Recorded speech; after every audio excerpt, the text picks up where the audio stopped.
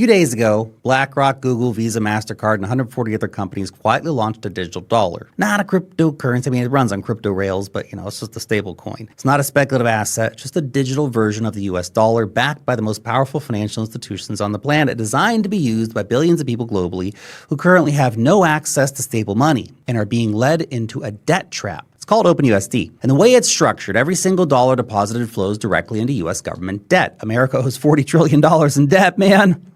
Kind of broke. Interest payments alone cost over $1 trillion a year, and the government just found a way to make the entire world automatically finance that debt. BlackRock's at the center of it. Some genius shit. Kind of low-key evil. Without a single political negotiation, without a foreign government approval, and without most people even realizing that it's happening. It's not a conspiracy theory, okay? This is the Genius Act in action. This is BlackRock in action. This is the plan.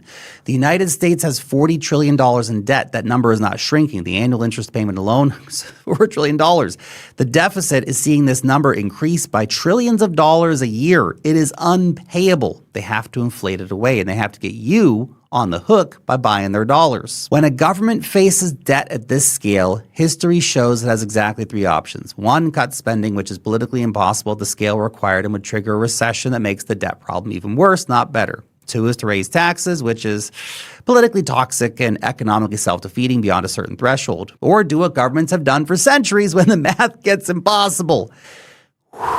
Inflate it away. When inflation runs above interest rates, the real value of outstanding debt shrinks over time. Today's $40 trillion becomes tomorrow's $30 trillion in real purchasing power terms. And that's all without the government paying back a single dollar. The debt doesn't disappear, they just repackage it. It gets transferred silently and gradually from the balance sheet of the government onto the purchasing power of every person in the world holding US dollars. And with OpenUSD, there's going to be a lot more people holding US dollars. The Fed chair recently promised inflation is heading back to 2%. Official government data currently puts it around 3.9%. Many economists believe that real number could be higher. Kevin Warsh's new Fed wants to tell you that number is going to be lower. That gap between the promise and the data is not an accident, it's policy.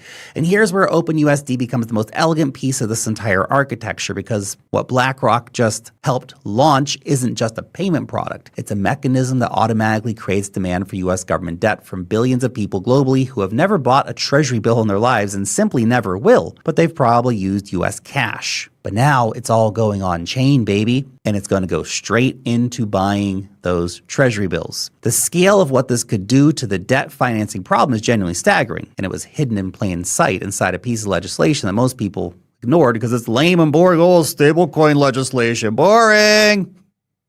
Last year, Congress passed the Genius Act. Now, most coverage of the Genius Act treated it as just a crypto regulation story, but it's actually a debt financing story. And Kevin Warsh, the new head dog at the Fed, says it starts literally today. The day that you're watching this video, Kevin Warsh wants the Genius Act fully enacted so that the banks and BlackRock can start doing their trickery in the background. The law requires every company that issues US dollar stablecoins to take the deposited cash and invest it in US government debt. Every dollar deposited into OpenUSD and into USDC and every other one. Every dollar deposited in any compliant stablecoin automatically immediately goes into treasuries. The stablecoin market is currently around $250 billion. It's projected to reach $1 trillion or more within this decade. And if OpenUSD is successful, because again, remember, Visa, MasterCard, major US banks, everybody's on board, that $1 trillion number is probably too low. Every dollar of that growth is a dollar of automatic, politically frictionless treasury demand. Foreign governments have been quietly reducing their treasury purchases. They've been buying gold instead.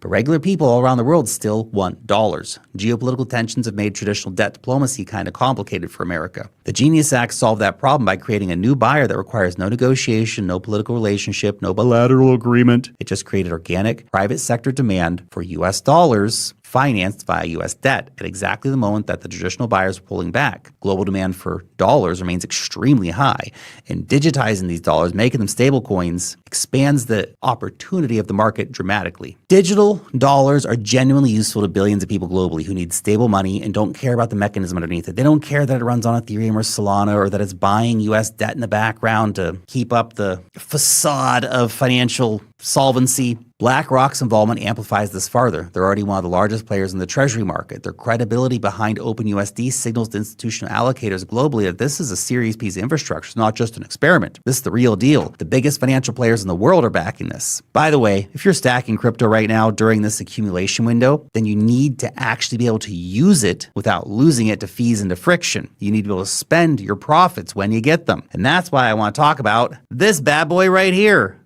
EtherFi Card. I love this. It's a sexy card, isn't it? Oh my gosh.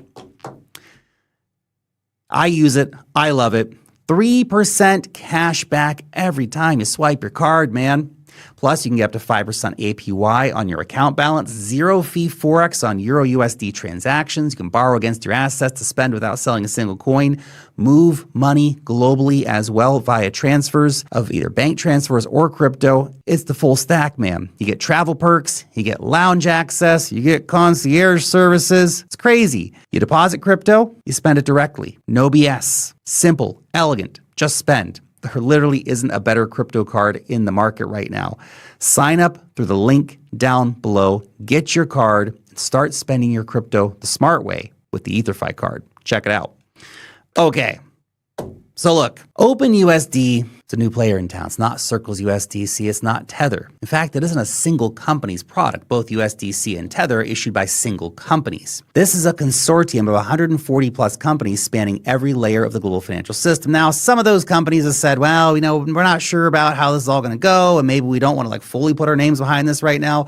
But the big players have Blackrock, Visa, MasterCard, Stripe, American Express, Coinbase, Ripple, Solana, OKX, the crypto infrastructure side of it. It's not just BlackRock either. You got BNY Mellon and other big institutional players. You have freaking Google, man, IBM, Shopify, Standard Chartered Bank. I mean, we're not going to go through the entire list of 140 names, but gosh darn it, man. The open consortium model here, people who are, of course, are interested in securing the dominance of US dollars globally. They've got a revenue sharing, shared governance across the whole network, making OUSD structurally different from any of the previous stablecoin providers, not just because of the people who have launched it, but in the way that they're going to run it. No single company controls it. No single company can be pressured into changing it. And the distribution power of Visa, MasterCard, and Stripe and all these other players combined means it can reach basically any merchant, any consumer, any business on earth that currently accepts card payments. This is the dollar's digital upgrade, launched by the most powerful financial players in the world. Not a replacement for the dollar, but an extension of it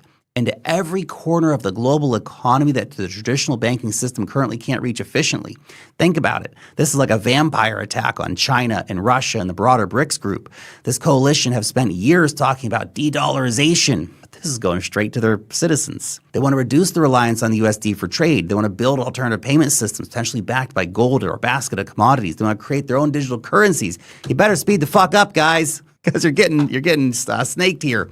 The progress has been slow, and here's why. In practice, even in countries actively trying to reduce dollar dependency, individuals and businesses still prefer dollar-denominated assets when they can access them. The greenback has a great reputation globally. Dollars are more stable, they're more liquid, and they're more trusted than any of the alternatives. OpenUSD doesn't fight that preference, it supercharges it by making dollar access easier, faster, cheaper, or more globally available than ever before, through a consortium that includes non-US institutions as well, like Standard Chartered. And it makes the dollar look less American-controlled and more like, well, this is just the neutral global financial infrastructure. That framing is deliberate, and it's powerful. But here's the consequence for ordinary Americans that the press releases aren't going to mention. They don't want to tell you this, and it's intentional. Every new dollar that flows into the stablecoin system is a dollar that earns yield for the U.S. government.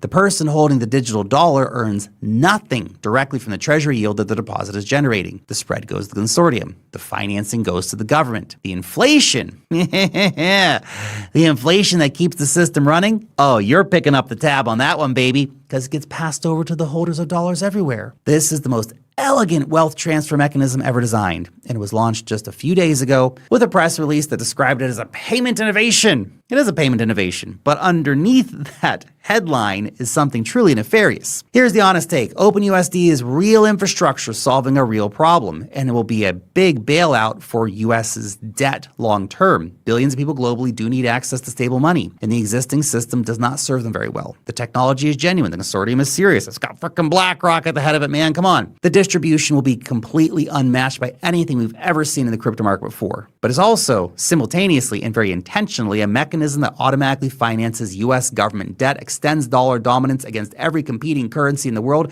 is a direct threat to the BRICS group and keeps the inflation engine running at the exact pace required to slowly erode the real value of the debt. The government doesn't need you to understand this. In fact, it's a lot better if you don't understand this. So you should make sure to share this video with somebody who needs to understand this. The government just needs you to use it and to not ask questions, which people are generally pretty good at doing. Bitcoin exists precisely because this system exists. Yeah, we had to stick Bitcoin in here, guys, of course. Hard money, fixed supply, no consortium, no treasury mandate, no inflation mechanism built into the protocol. OpenUSD is the most sophisticated argument ever made for Bitcoin. They just didn't frame it that way. But I did, and now you know. So go buy some fucking Bitcoin.